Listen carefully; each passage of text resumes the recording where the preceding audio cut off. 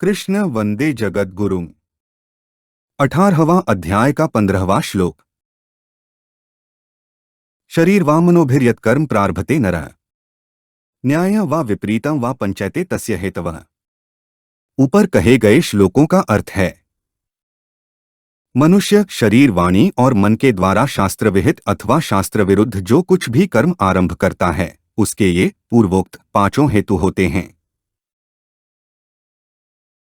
शरीरवामनोभिर्यत्कर्म पंचैते तस्य हेतवः का अर्थ है, 14वें श्लोक में कर्मों के होने में जो अधिष्ठान आदि 5 हेतु बताए गए हैं, वे पांचों हेतु इन पदों में आ जाते हैं। जैसे शरीर पद में अधिष्ठान आ गया, वाक् पद में बहिःकरण और मन पद में अंतःकरण आ गया, नरः पद में कर्ता आ गया और प्रारभते पद में संपूर्ण इंद्रियों की चेष्टा आ गई।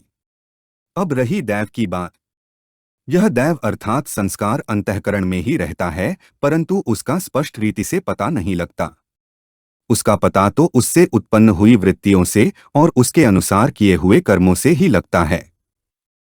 मनुष्य शरीर, वाणी और मन से जो कर्म आरंभ करता है, अर्थात कहीं शरीर की प्रधानता से, कहीं वाणी की प्रधानता से और कहीं मन की प्रधानता से जो कर्म करता है, वह चाहे न्याय शास्त्र विहित हो, चाहे विपरीत शास्त्र विरुद्ध हो, उसमें ये 5 हेतु होते हैं।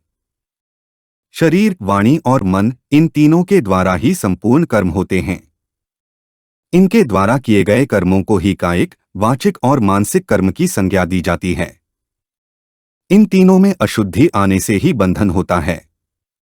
इसीलिए इन तीनों यानी कि शरीर, वाणी और मन की शुद्धि के लिए 17वें अध्याय के 14वें, 15वें और 16वें श्लोक में क्रमशः कायिक, वाचिक और मानसिक तप का वर्णन किया गया है।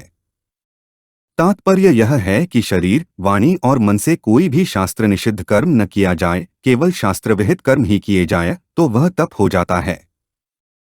17वें अध्याय के ही 17वें श्लोक में अफलाकांक्षिभ्यः पद देकर यह बताया है कि निष्काम भाव से किया हुआ तप सात्विक होता है। सात्विक तप बांधने वाला नहीं होता, प्रत्युत मुक्ति देने वाला होता है, परंतु राजस-तामस तप बांधने वाले होते हैं। इन शरीर, वाणी आदि को अपना समझकर अपने लिए कर्म करने से ही इनमें अशुद्धि आती है। इसलिए इनको शुद्ध किए बिना केवल विचार से बुद्धि के द्वारा सांख्य सिद्धांत की बातें तो समझ में आ सकती हैं, परंतु कर्मों के साथ मेरा किंचन मात्र भी संबंध नहीं है, ऐसा स्पष्ट बोध नहीं हो सकता।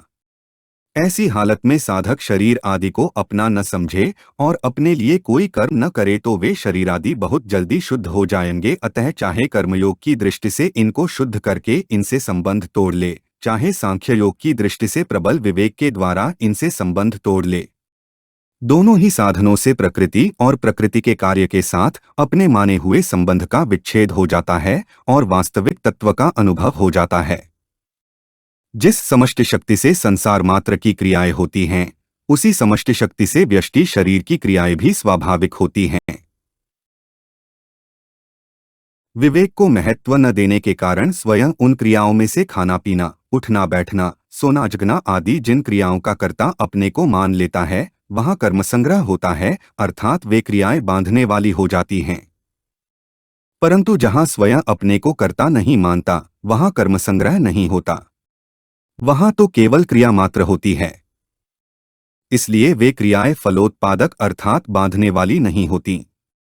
जैसे बचपन से जवान होना, श्वास का आना जाना, भोजन का पाचन होना तथा रस आदि बन जाना आदि क्रियाएं बिना कर्तृत्वाभिमान के प्रकृति के द्वारा स्वतः स्वाभाविक होती हैं और उनका कोई कर्म संग्रह अर्थात पाप पुण्य नहीं होता। ऐसे ही कर्तृत्वाभिमान न रहने पर सभी क्रियाएं प्रकृति के द्वारा ही होती हैं, ऐसा स्पष्ट अनुभव हो जाता है। हमारे चैनल को सब्सक्राइब करें। अगर यह वीडियो आपको अच्छी लगी तो वीडियो को लाइक करें, वीडियो को अपने दोस्तों के साथ शेयर करें, अपने सुझाव हमें कमेंट करके बताएं। जय श्री कृष्णा।